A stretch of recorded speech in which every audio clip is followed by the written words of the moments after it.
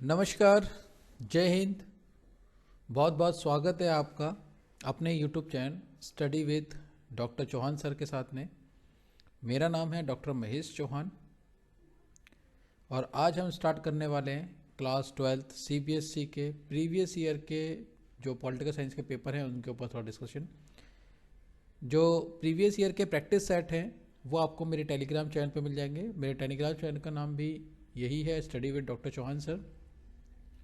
Telegram का link मैं आपको नीचे डिस्क्रिप्शन में दे दूंगा, वहाँ से आप जा कर के अपने जो PDF है नोट्स की वो भी आप ले सकते हैं और वहीं से आप प्रैक्टिस सेट का भी आप अपने पेपर डाउनलोड कर सकते हैं प्रैक्टिस सेट के लिए भी। बहुत लॉन्ग टाइम के बाद, बहुत समय के बाद मैंने वीडियो बनाई है। एक्चुअली मेरा स्वास्थ्य ठीक नहीं था और मैं भी थोड़ा सा कुछ प्रॉब्लम्स में था, फंसा हुआ था किसी चीज़ में, तो इसलिए अब वीडियो फिर से बनानी शुरू करिए और आपको अब टाइमली प्रॉपर वीडियो मिलना शुरू हो जाएगी। तो अब जैसे कि सेशन एंड हो रहा हमारा 2023-24 का, तो इसी पे हमने एक वीडियो बनाई है जो कि मोस्ट इम्पॉर्टेंट टॉपिक को लेकर के है। वीडियो अगर आपको पसंद आए तो वीडियो को लाइक कीजिएगा, सब्सक्राइब कीजिएगा चैनल को और शेयर कीजिएगा वीडियो को। ठीक है, चलिए अब स्टार्ट करते हैं हम अपना अगला टॉपिक। सबसे पहले हम इसके स्ट्रक्चर की बात कर लेते हैं। जो स्ट्रक्चर है हमारा पेपर का उसे देख लेते हैं।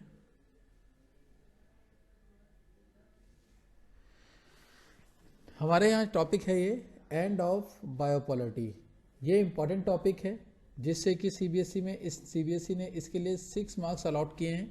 ऐसे कंटेम्प्रेरी सेंटर ऑफ पावर है, इसके लिए 6 मार्क्स अलॉट किए हैं और इंटरनेशनल ऑफ ऑर्गेनाइजेशन है, इसके 6 मार्क्स हैं। सिक्योरिटी एंड कंटेम्प्रेरी वर्ल्ड, इसके भी 6 मार्क्स हैं। इन्वायरमेंट ऑफ नेचुरल रिसोर्सेज, इसके भी 6 मार्क्स है। ग्लोबलाइजेशन से 4 मार्क्स है। टोटल हमारे जो है 40 मार्क्स फर्स्ट बुक से और ऐसे ही सेकंड बुक से हमारे 40 मार्क्स हैं। टोटल बात करें हम तो ये हमारा 80 मार्क्स का हमारा पेपर हो जाता है टोटल, और 20 मार्क्स जो है यहाँ पे आप देख रहे हो ये प्रोजेक्ट के हैं। यानी ग्रैंड टोटल की बात करें तो 80 मार्क्स का पेपर है और 20 का प्रोजेक्ट, टोटल ये हमारा 100 मार्क्स का है। और इसमें जो मोस्ट इंपॉर्टेंट टॉपिक है जो इजी भी है और हम इन्हें आसानी से कर भी सकते हैं, तो वो टॉपिक मैं आपको बता देता हूँ। वो टॉपिक है आपके ये वाले, and of biopolity, contemporary of centre of power, contemporary South Asia, ये बहुत ईजी टॉपिक है आपका। और उसके बाद है आपका इंटरनेशनल ऑर्गेनाइजेशन वाला टॉपिक है। ठीक है, और बाकी तो ये सिर्फ देखने वाले हैं, समझने वाले हैं, लेकिन मोस्ट इंपॉर्टेंट टॉपिक जो ये माने जाते हैं ये माने जाते हैं आपके। यहाँ से बात करें तो आपका challenges of nation building, era of one party government, political plan development, Indian foreign policy, challenges of restoration of Congress system, crisis of democratic order, ये वाला टॉपिक है आपका। और रीजनल एस्पिरेशन, ये भी थोड़ा सा आपका इम्पोर्टेंट टॉपिक बन जाता है। ठीक है,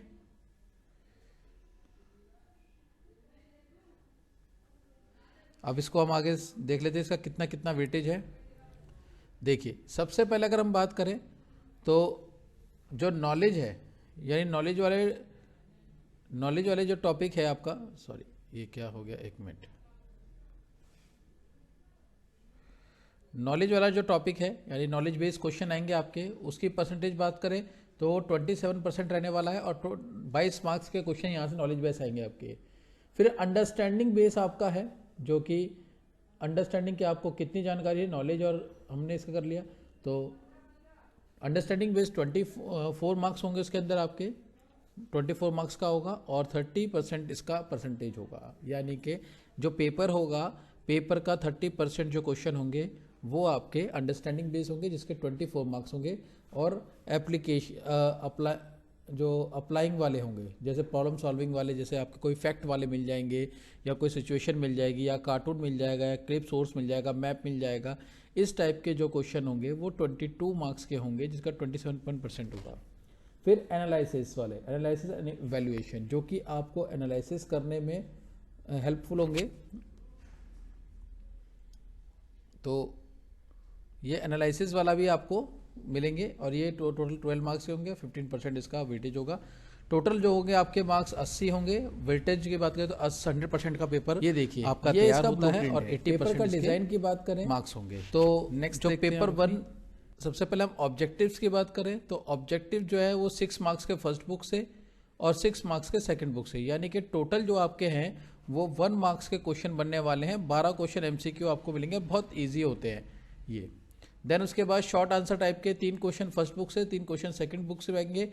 टोटल 6 क्वेश्चन यहाँ से होंगे और 12 नंबर के, यानी कि आपके जो 3 क्वेश्चन है 2 मार्क्स के, वो 12 नंबर के क्वेश्चन यहाँ से होंगे 2 नंबर के। उसके बाद आ जाता है आपका शॉर्ट आंसर टाइप क्वेश्चन, जो 3 क्वेश्चन आपको मिलने वाले हैं 4 नंबर के फर्स्ट बुक से और 2 मिलेंगे सेकंड बुक से। टोटल 20 मार्क्स का आपको यहाँ पे मिल जाएगा। और सबसे इम्पॉर्टेंट जो कि बहुत इजी बनता है वो है आपका पैसेज बेस। पैसेज बेस हो सकता है कार्टून एंड मैप, यानी कि एक तो आपको पैसेज मिलेगा, एक कार्टून मिलेगा, एक मैप मिलेगा। 2 क्वेश्चन आपको सेकंड बुक से आपके तैयार होंगे और दोनों ही क्वेश्चन जो यहाँ से बता रहा है कि दोनों क्वेश्चन यानी कि कार्टून और मैप जो आएगा वो आपका कौन सी बुक से आएगा, वो सेकंड बुक से आएगा। तो टोटल ये 12 नंबर का आपका यहाँ से तैयार होता है। और लॉन्ग क्वेश्चन की बात करें तो 4 लॉन्ग क्वेश्चन आएंगे आपके 6 मार्क्स के, 24 होंगे जो जिसके नंबर, और 40-40 का दोनों में रेशियो बढ़ गया है। और 20 मार्क्स जो है आपका प्रोजेक्ट का होगा जो स्कूल में आपको सबमिट करना पड़ेगा। टोटल 80 + 20 का पेपर बनता है, 100 मार्क्स का पेपर ये आपका हो जाएगा। 20 मार्क्स तो इस इंटरनल होते हैं, एक्सटर्नल आपका बाहर से आता है और आपको इसमें जो भी आपने फाइल बनाई है अपने टॉपिक पे, उस टॉपिक पे आपका जो वाइवा होगा उसके अकॉर्डिंग आपको 20 मार्क्स मिल जाएंगे। ये तो स्कूल के अकॉर्डिंग है और मिलते भी हैं, सभी बच्चों को 20 मिल जाते हैं, इसमें कोई दिक्कत नहीं होती है। नेक्स्ट चलिए अगला, अब हम अपने सिलेबस की बात करते हैं। तो सिलेबस की बात करें तो ये हमारा 23-24 का सिलेबस है पॉलिटिकल साइंस का। टॉपिक है हमारा एंड ऑफ बायोपॉलिटी। अब इसमें आपको पढ़ना क्या क्या है, मैं सिर्फ सिलेबस दिया हुआ है लेकिन मैं आपको मोस्ट इंपॉर्टेंट पढ़ाऊंगा जो कि आपको मोस्ट इंपॉर्टेंट पढ़ना है। जैसे कि सोवियत सिस्टम, सोवियत सिस्टम का क्या है कि भाई 1905 की बात करें तो 1905 से लेकर के 1922 से पहले तक तो ये क्या था, रशिया था। लेकिन 1922 से लेकर के बात करें तो 1991 तक ये कन्वर्ट हो गया यूएसएसआर में। तो इसी चीज को हम बोलते हैं सोवियत सिस्टम। तो सोवियत सिस्टम के बारे में हमें बताना है, ये आपको ध्यान रखना है। देन आगे बात करें, इसी में आता है आपका Gorbachev and disintegration of Soviet Union. ये आपका मोस्ट इंपॉर्टेंट है, disintegration of Soviet Union. 6 marks में पूछता है जनरली ये। और डिसइंटीग्रेशन में बहुत सारे ये कोजेज पूछ लेता है कि कोजेज बताओ भाई क्या कोजेज हो सकते हैं डिसइंटीग्रेशन के। तो डिसइंटीग्रेशन के कोजेज जो है वो आपका इकोनॉमिक हो सकते हैं, इकोनॉमिक हो सकते हैं, सोशल हो सकते हैं, पॉलिटिकल हो सकते हैं, ठीक है ना।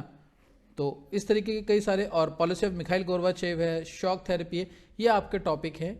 मतलब ये आप टॉपिक सिर्फ ये जो हम बात कर रहा हूँ मैं आपका ये अपने फर्स्ट पॉइंट का, कि ये वाला टॉपिक अगर आप तैयार कर लेते हैं ये पूरा पोर्शन, तो आपका इससे जो 6 मार्क्स के जो क्वेश्चन आने वाले हैं, ये मैं आपको गारंटी दे रहा हूँ कि आपके 6 मार्क्स के क्वेश्चन यहीं से तैयार हो जाएंगे, इससे अलावा और कुछ नहीं आने वाला है। नीचे का इंपॉर्टेंट है, पढ़ने वाला है इंडिया के साथ रिलेशन। अब रिलेशन की बात करें तो इंडिया के साथ रशिया के रिलेशन तो बहुत अच्छे हैं, लेकिन अब हमें इंडिया के साथ जो रिलेशन जो क्वेश्चन में आने के चांसेस है वो कोई और टॉपिक से होगा जिसके हम चांसेस बना रहे हैं। लेकिन फिलहाल ये जो फर्स्ट टॉपिक मैंने आपको बनाया है कि द सोवियत सिस्टम, ये आप पढ़ लीजिए। गोरबाचेव एंड द डिसइंटीग्रेशन को ये पढ़ लीजिए, causes of the disintegration of Soviet union. लेकिन आप अगर इस क्वेश्चन को ही लॉन्ग तैयार कर लेंगे, कौन सा, कोजेज ऑफ, ये वाला causes and consequence of disintegration of Soviet union, तो ये सारे टॉपिक आपके इसी के अंदर तैयार हो जाने हैं। शॉक थेरेपी भी इसी में आ जाएगा आपका, और सोवियत सिस्टम भी आपका इसी में आ जाना है, ठीक है। चलिए नेक्स्ट क्वेश्चन पे चलते हैं। नहीं, इंपॉर्टेंट क्वेश्चन आपका यहाँ से बनने वाला है। अब आता है हमारा कंटेम्प्रेरी ऑफ साउथ एशिया। इसे हम कंटेम्प्रेरी साउथ एशिया ही बोलते हैं, कंटेम्प्रेरी सेंटर ऑफ पावर भी बोलते हैं, और इससे पहले ये न्यू सेंटर ऑफ पावर के नाम से चैप्टर था, टॉपिक सेम ही है। तो इसमें मोस्ट इंपॉर्टेंट तो यूरोपियन यूनियन है, ये association of south Asia, association Asian for nation, यानी कि इसे हम आसियान के रूप में भी दे सकते हैं, इसे आसियान बोलते हैं हम, association of south east Asian nation, ASEAN बोलते हैं, ठीक है ना। ये इंपॉर्टेंट टॉपिक है यहाँ से आपका, ठीक है। और एक टॉपिक है आपका rise of China as a economic power. बस यहाँ से आप 2 क्वेश्चन तैयार कर लीजिए इस टॉपिक से। 3 क्वेश्चन कौन कौन से तैयार करने हैं आपने? ईयू करना है और चाइना की इकोनॉमी तैयार करनी है। इकोनॉमी तैयार करनी है चाइना की आपने, ठीक है ना। तो ये 3 क्वेश्चन यहाँ से आप तैयार कर लीजिए इस चैप्टर से, तो आपके बहुत अच्छा हो जाएगा।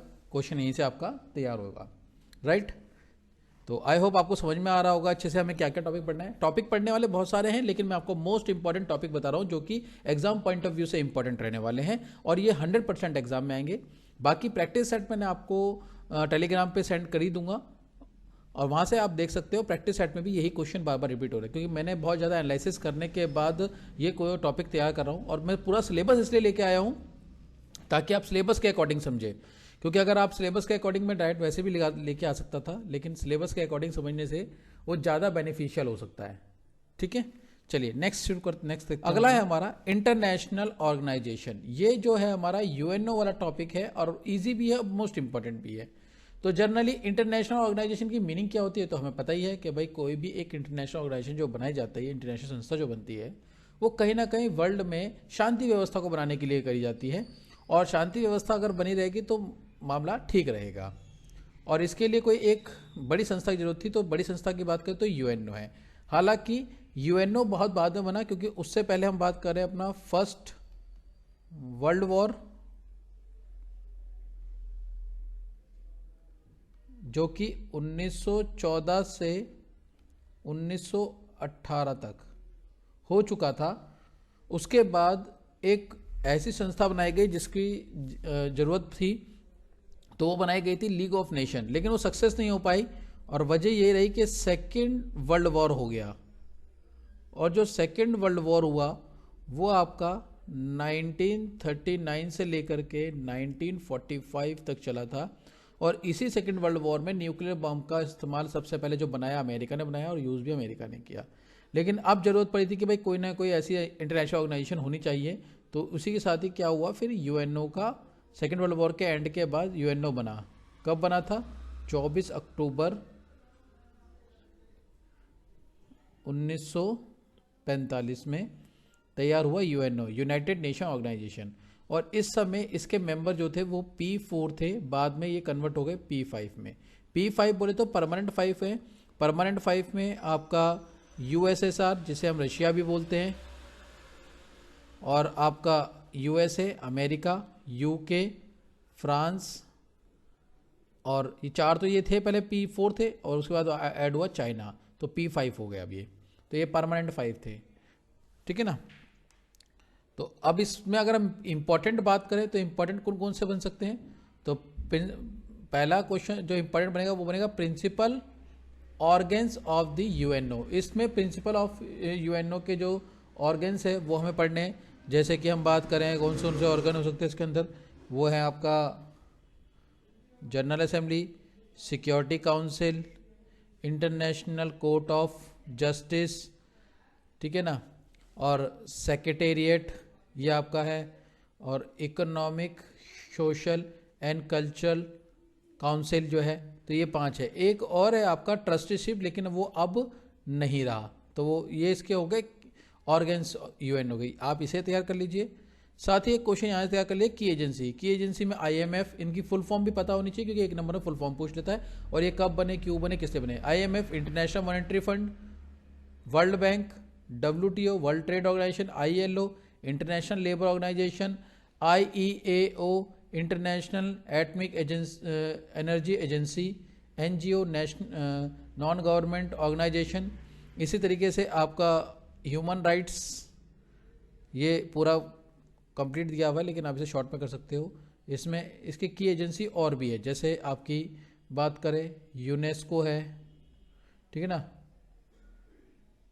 UNHEC भी है, यूनाइटेड नेशन हायर कमीशन करके ऐसा कुछ है इसका, यूनिसेफ है, ठीक है ना, यूनिसेफ है, यूनेस्को है। तो ये सारे इसके जो की एजेंसी है वो आप तैयार कर लीजिए। बस यहाँ इस टॉपिक से आप 2 क्वेश्चन तैयार करें तो इससे भी आपका बहुत कुछ हो जाएगा। इनकी फुल फॉर्म पता होनी चाहिए, कब बने थे, क्या चीज़ है, बस। तो ये आपको आराम से बहुत अच्छे मार्क्स गेन करवा देंगे। अगला टॉपिक है हमारा security and contemporary of the world. ये जो क्वेश्चन है यहाँ से भी हालांकि 6 मार्क्स तैयार हो रहे हैं, लेकिन यहाँ से जो आपको है जो पढ़ना है, ये वाला टॉपिक आपके लिए इम्पोर्टेंट है, क्योंकि आजकल ये बहुत ज़्यादा फेमस है कि भाई जो न्यू सोर्स है किसकी, थ्रेट की, वो कौन कौन सी है। तो न्यू सोर्स ऑफ थ्रेट की बात करें तो यहाँ पे टेररिज्म भी है, टेररिज्म है, और सेपरेशन की भी समस्या है। तो ये सारी चीज़ें इसमें एक न्यू थ्रेड पढ़ सकते हैं कि भाई आज के समय में जो सिक्योरिटी के चैलेंजेस वाली बात है वो कौन से नए सोर्स तैयार हुए हैं। आगे टाइप ऑफ सिक्योरिटी की बात करता है। टाइप ऑफ सिक्योरिटी में अगर हम बात करें तो ट्रेडिशनल है और एक नॉन ट्रेडिशनल है, परंपरागत और नॉन परंपरागत। बस यहाँ से आपने ये 2 क्वेश्चन तैयार करने हैं। टाइप ऑफ सिक्योरिटी में यहाँ दिया हुआ है traditional concept and non traditional concept और न्यू सोर्स ऑफ थ्रेड। बस ये 3 क्वेश्चन यहाँ से आपने तैयार करने हैं, आपका ये टॉपिक कवर हो जाएगा। अगला है natural environment and natural resources. Environment and natural resources में अगर हम बात करें तो थोड़ा सा बस आपने इसमें ये देखना कि इन दिनों थोड़ा सा नेचुरल रिसोर्सेज को लेकर के और इन्वायरमेंट को लेकर के बहुत सारी चीज़ें कमेटीज़ वगैरह तैयार हो रही हैं, तो वो आपने देखना है। तो इन्वायरमेंट एंड नेचुरल रिसोर्सेज में अगर हम बात करें तो यहाँ से हमारे लिए जो इम्पोर्टेंट बन जाना है वो आजकल के जो कंसेप्ट में चल रहा है, जैसे ग्लोबल कॉमन की बात हो रही है कि भाई कॉमन जो रिलेशनशिप है या जो भी कॉमन एग्रीमेंट बने हैं इन्वायरमेंट को लेकर के, इन्वायरमेंट को नीट एंड क्लीन करने के लिए, तो वो सारी चीज़ें पढ़ लीजिए। उस इन्वायरमेंटल मूवमेंट पढ़ लीजिए आप इसके अंदर। तो मूवमेंट्स बहुत सारे थे, इन्वायरमेंटल मूवमेंट्स, वो आप देख सकते हो। तो जैसे कि अपना चिपको मूवमेंट है या और भी कोई सारे मूवमेंट है, वो आप देख लीजिए। हालांकि इसे जर्नल लेके चलना है इस वाले टॉपिक को, तो बस आपने थोड़ा सा देखना है, ज़्यादा इसमें मतलब माथा पचिया इसमें ज़्यादा मतलब ज़्यादा। आगे आता है ग्लोबलाइजेशन। अब ग्लोबलाइजेशन में जो आपको पढ़ना है वो इंडिया एंड ग्लोबलाइजेशन, ये ध्यान रखना है, और रेजिस्टेंस टू द ग्लोबलाइजेशन, इस पे ध्यान देना है। तो ये आप जो है इस पे फोकस कर लीजिएगा। तो यहाँ से सिर्फ इंडिया के पॉइंट ऑफ व्यू से आपने तैयार करना है। एक मिनट में पेन ले लूँ। यहाँ से आप इंडिया के पॉइंट ऑफ व्यू तैयार कर सकते हैं, India and resistance of globalisation. इस क्वेश्चन को आप तैयार कर लीजिए, आपके लिए इतने काफ़ी है। नेक्स्ट बात करते हैं, ये हमारी सेकंड बुक चालू हो गई है और सेकंड बुक से जो इंपॉर्टेंट क्वेश्चन है सिर्फ वही करेंगे। हालांकि ये पूरा चैप्टर ही अपने आप में इंपॉर्टेंट है, तो इसमें ये पहला टॉपिक तो बहुत इंपॉर्टेंट है आपका, ये वाला challenges for the new nation, 3 challenges. अब 3 चैलेंजेस में हमारे कौन कौन चैलेंजेस थे इसमें? एक तो हमारा डेमोक्रेसी का चैलेंजेस था, दूसरा था हमारा शेप का कि भाई इंडिया को शेप कहते कि 365 रियासतों में भारत टूटा हुआ था, उन सबको एक करके अखंड भारत बनाना था, ये समस्या थी हमारे साथ में। और डेवलपमेंट चैलेंजेस था। तो इन 3 चैलेंजेस को लिख करके आप एक्सप्लेन कर सकते हो। हालांकि जो प्रिंसली स्टेट थे उनकी रियासतों के मामले में सरदार पटेल का बहुत बड़ा रोल था, और इसके लिए इंटीग्रेशन पॉलिसी लेके आए, जैसे यहाँ पे लिखा हुआ integration of the princely state. 365 रियासतों को भारत में शामिल करना बहुत ज़्यादा टफ मामला था और पार्टीशन वाला मामला था उस समय। तो ये टॉपिक पूरा आपका इंपॉर्टेंट है, आप सिर्फ इसमें इतना ही पढ़ सकते हो। नोट्स आपको मेरे उससे मिल जाएंगे, आप देख लीजिएगा टेलीग्राम पे। अच्छा, एक क्वेश्चन ये बन सकता है कि भाई कौन से स्टेट थे जिन्हें हमें भारत में शामिल करने में बड़ी मेहनत या मशक्क़त करनी पड़ी? तो मणिपुर, हैदराबाद था, मणिपुर था। हालांकि मणिपुर को तो जनमत संग्रह के द्वारा शामिल कर लिया गया था। मणिपुर था, और उसके बाद हैदराबाद था, जूनागढ़ था, जम्मू एंड कश्मीर था, हैदराबाद इस पर दे ही रखा है। तो ये आपने पढ़ना है इसके अंदर, ठीक है ना। और एक और इसके अंदर आएगा, वो अगले टॉपिक में है वैसे, स्टेट रीऑर्गेनाइजेशन कमीशन वाला, तो वो आपने देखना है। सिंपल आपने इसके अंदर हैदराबाद, जूनागढ़, मणिपुर, सिक्किम, मणिपुर और आपका जम्मू एंड कश्मीर, ये आप देख लीजिएगा। और ये देख लीजिएगा challenges of 3 challenges of nation building, ये देख लीजिएगा। आपको इससे ज़्यादा आपने इसमें कुछ नहीं देखना है, और इम्पॉर्टेंट है। सरदार पटेल का भी रोल पूछ सकता है, तो सरदार पटेल के लिए आपको इंटीग्रेशन ऑफ प्रिंसली स्टेट के बारे में आपने पढ़ना ही है। गवर्नमेंट की क्या अप्रोच रही थी ये थोड़ा देख लेना है। आगे era of one party domains. Era of one party domains के अंदर यानी एक ही पार्टी के डोमेन्स की बात कर रहा, तो एक पार्टी के डोमेन्स में अगर हम बात करें तो यहाँ पे हमें कांग्रेस की बात करनी है, ठीक है ना। कांग्रेस की बात करनी है। कांग्रेस 1940, हालांकि कहते हैं देश को आज़ादी में कांग्रेस का बहुत बड़ी भूमिका थी, तो 1945 से लेकर लगातार 1947 से लेकर के 1952 तक तो अंतरिम सरकार बनी हुई थी। और 1952 में क्या हुआ, पहला जनरल इलेक्शन हुआ था। 1952 में पहला इलेक्शन हुआ था, जनरल इलेक्शन। और उसके बाद से ये लगातार बोल रहा है कि भाई जो कांग्रेस के 3 जनरल इलेक्शन में इसका 1 डोमेन एरिया था, उसको बताइए कांग्रेस के सिस्टम को। और इसमें थोड़ा सा ये भी बताना है immersion of the opposition party. Opposition party कौन कौन सी थी जिसने इमेजिन किया। हालांकि जो बोलता है कि भाई 3 इलेक्शन 1952 से लेकर के हम बात करें तो 57, फिर 57 से लेकर के 62, 62 से लेकर के 67, तो ये 3 इलेक्शन में कांग्रेस का प्रभुत्व था। लेकिन इसमें हमने प्रधानमंत्री भी चेंज हुए हमारे। जैसे पहले थे नेहरू जी थे हमारे। नेहरू के बाद फिर हमारे आ गए शास्त्री जी, क्योंकि नेहरू जी की डेथ हो गई थी। तो शास्त्री जी के बाद फिर आ गई थी इंदिरा गांधी।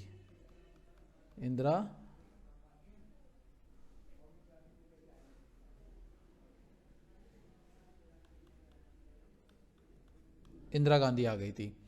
तो इंदिरा गांधी से लगातार फिर उसके बाद तो इंदिरा गांधी जो थी ये आपके 1984 तक थी लगातार कांग्रेस की प्रधानमंत्री। उसके बाद फिर राजीव गांधी आए। तो ये सब ऐसे हमने चलना है। तो चैलेंजेस ऑफ बिल्डिंग डेमोक्रेसी में यही था कि भाई इस समय हमने कई सारे चैलेंजेस को भी फेस किया था। और कांग्रेस का प्रभुत्व का दौर था, देश अभी आज़ाद हुआ था रिसेंटली, तो बहुत सारी समस्याओं को हमने फेस किया था। लेकिन कांग्रेस का प्रभुत्व मानते 3 चैलेंजेस में। तो अब यहाँ से इतना पढ़ सकते हो आप। अगला प्लान डेवलपमेंट की बात करें तो प्लान डेवलपमेंट में देखो ये हमें जो दिया हुआ है, ये बोला भाई पहले फर्स्ट 5 ईयर प्लान के बारे में पढ़ना है, तो ये देखना है। और इसमें जो प्लानिंग है, डेवलपमेंट है, आइडिया है, वो देखना है। नीति आयोग इसमें आजकल चल रहा है, क्योंकि नीति आयोग को ही ले आए हैं हम योजना आयोग की जगह, ठीक है ना। और ये आया था 1 जनवरी 1915 में, ठीक है। तो प्लानिंग कमीशन आपने पढ़ लेनी है, इसमें थोड़ा सा बस नीति आयोग के बारे में जान लीजिएगा। अच्छा, सेम ही प्रोसीजर है, बस फर्क इतना है कि प्लानिंग कमीशन में क्या था कि प्लानिंग टॉप लेवल पे बनती थी और बॉटम पे इम्प्लीमेंट होती थी। लेकिन अब क्या होती है, बॉटम को ध्यान में रख करके ये बॉटम लेवल पे बनाई जाती है और इम्प्लीमेंट अपर लेवल पे होती है। इसकी एक वीडियो भी आप देख सकते हैं वहाँ से। इंटरनेशनल, अब एक्सटर्नल रिलेशन, इंडिया के साथ भारत जो रिलेशन है उनके बारे में हम पढ़ना है। तो सबसे पहले अगर हम बात करें तो रिलेशंस में जो हमारे हैं वो हम चाइना के साथ देख सकते हैं कि चाइना के साथ पहले तो हिंदी चीनी भाई भाई के नारे गूंज रहे थे। लेकिन जब चाइना ने 1962 में भारत पर हमला किया अक्टूबर के अंदर और अक्साई चीन और नेफा वाले हिस्से पर हमारे पे कब्जा कर लिया, उसके बाद से चाइना के साथ हमारे रिलेशन ख़राब हो गए थे। लेकिन एट प्रेजेंट अगर हम बात करें तो चाइना से भी हमारे रिलेशन अभी भी कुछ ज़्यादा अच्छे नहीं हैं। हमारे जो ट्रेड बात करें, व्यापारिक संबंध तो ठीक है, लेकिन हमारे उसके साथ रिलेशन मतलब पॉलिटिकली रिलेशन हमारे उसके साथ ठीक नहीं है। एक मिनट, ये ज़्यादा वो हो गया है, इरेजर ले लेते हैं।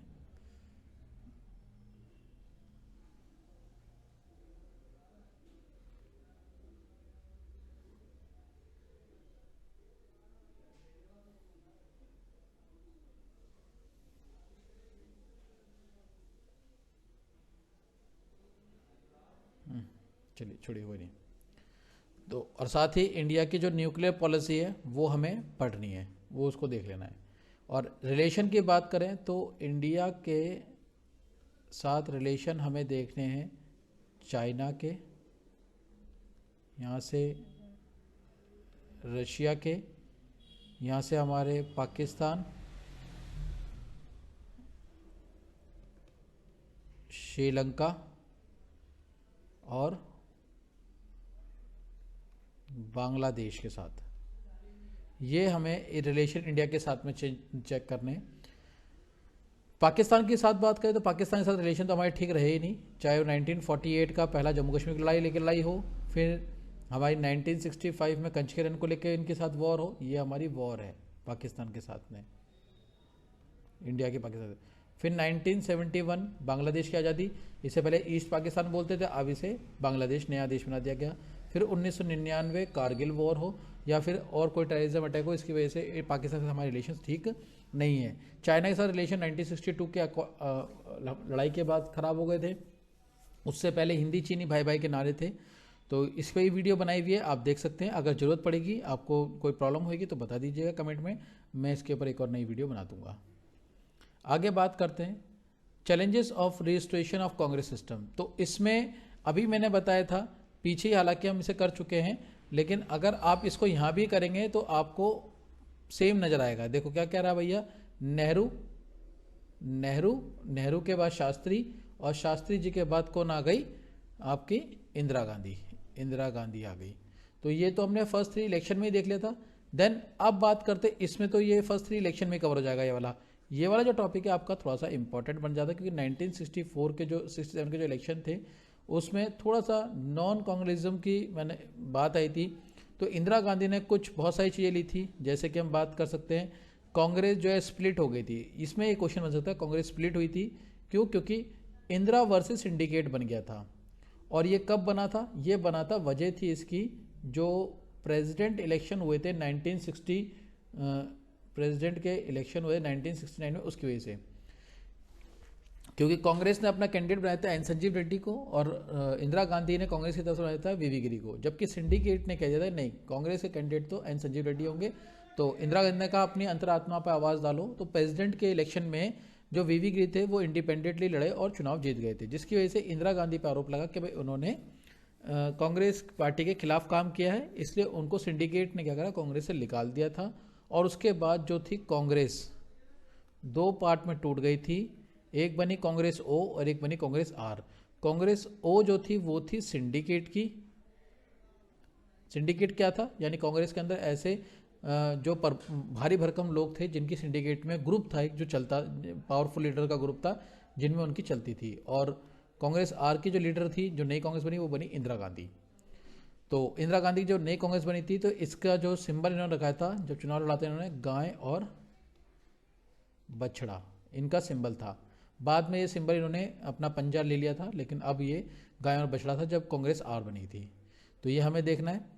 तो इसमें इतना सही देखना था कि भाई सबसे पहले 1969 का इलेक्शन हुआ था। अच्छा, इंदिरा गांधी ने बहुत सारे काम ऐसे किए थे, जैसे 10 सूत्री फॉर्मूला लेके आ गई थी, पीवी पर्स का एंड कर दिया था, बैंकों को नेशनलाइजेशन कर दिया था, जिसकी वजह से थोड़ा सा इंदिरा गांधी की छवि जनता में तो अच्छी हुई, लेकिन सिंडिकेट के साथ उनकी बननी बंद हो गई थी। हालांकि सिंडिकेट जो थे, शास्त्री जी के बाद गांधी जी को, इंदिरा गांधी को जो प्रधानमंत्री बनाने का उनका मकसद था वो यही था कि वो चाहते थे कि इंदिरा गांधी की तो नहीं है और उनको कुछ पता नहीं है, नेहरू की बेटी है, जनता से सिंपैथी मिल जाएगी, और दूसरा वो हमारे इशारों पे काम करेगी, लाइक अ गूंगी गुड़िया या पपेट। लेकिन ऐसा कुछ नहीं हुआ। इंदिरा गांधी ने बहुत जल्दी प्रूफ कर दिया था कि she is not a puppet, she is not a गूंगी गुड़िया। उसने फिर अपने ऐसे ऐसे बहुत सारे काम किए जिससे जनता की नज़रों में तो वो बहुत ज़्यादा फेमस हुई, बट सिंडिकेट से उनका थोड़ा सा अगला मामला बिगड़ गया था। क्राइसिस ऑफ डेमोक्रेटिक ऑर्डर, आगे बात कर, ये हमारा टॉपिक है अगला। तो इस टॉपिक की अगर हम बात करें तो इसमें हमें जो पढ़ना है वो मूवमेंट पढ़ने हैं। कौन से? गुजरात और बिहार के आंदोलन हुए थे, क्योंकि इंदिरा गांधी जो चुनाव लड़ी थी सिंडिकेट के अगेंस्ट कांग्रेस आर को लेकर के, तो इंदिरा गांधी ने नारा दिया था गरीबी हटाओ, गरीबी हटाओ का नारा लेके आई थी इंदिरा गांधी। लेकिन गरीबी नहीं हटी, बल्कि महंगाई और ज़्यादा बढ़ गई, जिससे खाने पीने की चीज़ों महंगी होती चली गई। अब इससे क्या हुआ कि भाई गुजरात और बिहार में इस चीज़ को लेकर के आंदोलन हुए, और फिर ज़्यादा वही इंदिरा गांधी की छवि थोड़ी सी खराब सी हुई इसमें बाद में। फिर जुडिशरी की बात करें तो यही कहीं ना कहीं कांग्रेस के इंदिरा गांधी के इलेक्शन को भी चैलेंज कर दिया गया था, और ये कहा गया कि भाई इंदिरा गांधी ने जो है सरकारी मशीनरी का यूज़ करते हुए जो है चुनाव जीता था रायबरेली से।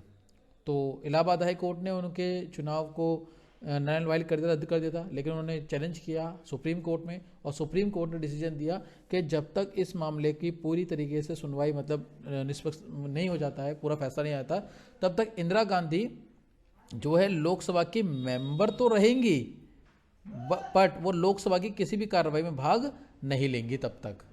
ठीक है ना? तो इस तरीके से इंदिरा गांधी ने अपने कहीं प्रधानमंत्री की पोजीशन तो बचाई, लेकिन देश में जो हुए मामला गड़बड़ हुआ उस टाइम पे, क्योंकि कहीं ना कहीं इमरजेंसी वाली सिचुएशन आ गई थी और इंदिरा गांधी ने रातों रात इमरजेंसी भी लगाई। इमरजेंसी जब खत्म हुई तो इलेक्शन हुए 1977 के, और जितने भी पॉलिटिकल लीडर्स थे उन सबको जेल बंद कर दिया गया था। तो उन सब लीडर्स ने एकजुट होकर के एक नया दल बनाया जिसका नाम था जनता दल, और 1977 के जब इलेक्शन हुए तो इंदिरा गांधी चुनाव हार गए और जनता दल की सरकार बनी, और इसी को जनता गवर्नमेंट कहा गया। तो आप इसको इतना पढ़ लीजिएगा, देख लीजिएगा, वीडियो बनाई हुई है उसे देख लीजिएगा। अगर फिर भी कोई दिक्कत हो तो नई वीडियो बना देंगे, नोट्स आपको टेलीग्राम पे प्रोवाइड हो जाएंगे। आई होप आपको अभी तक जितना मैंने पढ़ाया समझ में आ रहा होगा। नेक्स्ट करते हैं अपना। ये सारी जो सिचुएशन थी, जो बिहार मूवमेंट हुआ, गुजरात मूवमेंट हुआ, इसको जेपी नारायण का सपोर्ट मिल गया था स्टूडेंटों का। वजह यही थी, इंदिरा गांधी ने नारा दिया था गरीबी हटाओ, और लेकिन महंगाई हो गई थी। महंगाई की वजह से बहुत सारी चीज़ें, खाने पीने की चीज़ें महंगी हो गई, लोगों के पहुंच से बाहर हो गई, आंदोलन छिड़ गया इस बात को लेके। फिर इंदिरा गांधी के इलेक्शन को चैलेंज कर दिया गया। बाद में इमरजेंसी लगानी पड़ी इंदिरा गांधी को। इमरजेंसी जब हटी तो जनता दल बना, जनता दल ने चुनाव लड़ा, सरकार जनता दल की आ गई, इसे जनता गवर्नमेंट कहा गया।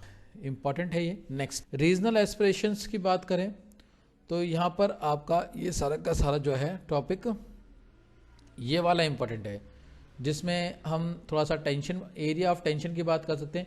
एरिया और टेंशन की जब भी बात आएगी तो वो सबसे पहले बात आएगी आपकी जम्मू कश्मीर की बात आएगी, और किसी की तो बात आनी नहीं है यहाँ पे, क्योंकि जब भी प्रॉब्लम की बात आती है जम्मू कश्मीर की बात आती है। फिर एक्सटर्नल और इंटरनल डिस्प्यूट जो थे देश में, वो समस्या है, वो देखी जाती है। नौ, उसके बाद जो एक इम्पॉर्टेंट जो बन जाता है वो ये आपका बनता है पंजाब वाला, पंजाब पॉलिटिकल सर्कल, और ये रोड ऑफ पीस, ठीक है ना। आसाम वाला भी इन दिनों चल रहा है, लेकिन थोड़ा सा आप इतने पंजाब वाले को नोटिस कीजिएगा, इतना ज़्यादा समय नहीं है, तो शुरू से पढ़ने वाली चीज़ें होती हैं। अब आता है रिसेंट डेवलपमेंट एंड पॉलिटिक्स, ये करंट का है, यहाँ से आपके बहुत सारे क्वेश्चन पूछे जाएंगे, ठीक है ना। अब यहाँ से जो क्वेश्चन पूछे जाएंगे, क्योंकि ये लास्ट टॉपिक भी है हमारा, इसमें जो मोस्ट इंपॉर्टेंट है वो मैं आपको बता देता हूँ। इसमें एक तो आपका मंडल कमीशन इंपॉर्टेंट है, ये आपको पढ़ लेना है। उसके बाद secularism and democracy in Ayodhya dispute आपसे यहाँ से पढ़ लेंगे। और इमर्जन ऑफ, ये इंपॉर्टेंट है आपका, immersion of new consequences Lok Sabha election 2004 going consequences, यानी कि 2004 के, और एक इसको आप देख लेना थोड़ा सा, कंटेंट्स ऑफ आपका ये वाला 1990s एरा ऑफ कोalition पॉलिटिक्स, यानी 1990 के बाद हम बात करें तो 1990 के बाद जो है जो सरकारें बनी वो गठबंधन की बनना शुरू हो गई थी। हालांकि गठबंधन की सरकारों को 1989 से बोला जाता है, लेकिन 90 ठीक है, चलो कोई बात नहीं। 90s की बात हो रही है, 90s की, यानी 1990 से लेकर 2000 के दशक की गठबंधन की सरकारें।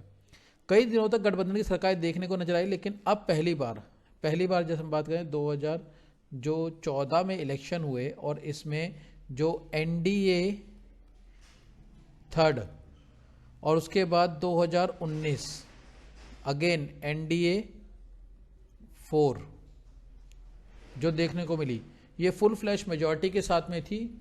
और इसमें जो प्रधानमंत्री बने वो नरेंद्र मोदी बने हैं, और इनके साथ में कई सारे इन्होंने मतलब, और जैसे सरकार की स्कीम थी, जैसे वो थोड़ा सा आप देख लेना, उज्ज्वला योजना जो बोलती है, उज्ज्वला योजना पूछ लेता है, बेटी बचाओ बेटी पढ़ाओ, ठीक है ना, बेटी बचाओ बेटी पढ़ाओ, और भी बहुत सारे स्कीम जो थी सरकार की, वो आप इसमें थोड़ा पूछ सकता है आपसे, तो वो आप देख लेना कि भाई इस सरकार ने आकर के कौन कौन से मतलब काम किए हैं, कौन कौन से चीज़ें लेके आई थी, वो आप देख लेना। इसके नोट्स मैं आपको टेलीग्राम पे प्रोवाइड कर दूंगा, इसका पूरे चैप्टर के नोट्स, ठीक है। नेक्स्ट, चलिए, थैंक यू फॉर वॉचिंग। अगर आपको ये थोड़ा वीडियो पसंद आई हो, आपको लगा हो जितना भी कंटेंट मैंने आपको समझाया है आपके लिए हेल्पफुल है, तो चैनल को आप लाइक कीजिएगा, कमेंट कीजिएगा और शेयर कीजिएगा। जिसने अभी तक चैनल को सब्सक्राइब नहीं किया है, नए आए हैं, वो सब्सक्राइब कर लीजिएगा चैनल को, बेल आइकन का बटन प्रेस कर लीजिएगा। ऐसे ही अब कंटिन्यू वीडियो के साथ मैं आपको लगातार मिलूंगा। अगर फिर भी आपको किसी को कोई डाउट हो, कुछ प्रॉब्लम हो, कोई पूछना हो, आप कमेंट में मैसेज करके पूछ सकते हैं, मैं आपको उसका जवाब जरूर दूंगा। साथ ही अगर कोई नई वीडियो की ज़रूरत पड़ेगी किसी टॉपिक के ऊपर तो बनाएंगे। और वो आपको हम भेजेंगे।